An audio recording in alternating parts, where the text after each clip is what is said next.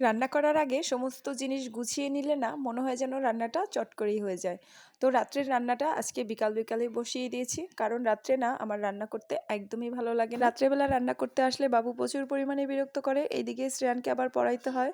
রান্না করতে আসলে না ওর পড়াটা ঠিকঠাক হয় না। আজকে চিকেনটা না একটু কম আছে, 2-3 পিস চিকেন আছে, আর চামড়া, পা, গিলা, কলিজা এগুলোই বেশি। আমার হাজব্যান্ড আবার এগুলো খেতে পছন্দ করে না, তাই ওর জন্য হচ্ছে 2টা ডিম সেদ্ধ করে ভেজে দিয়ে দিব। তো এক রান্নায় বুদ্ধি করে 2টা আইটেম হয়ে যাবে। কি করব বলো? ছোট বাচ্চা নিয়ে না ভাগে ভাগে অত রান্না করা যায় না।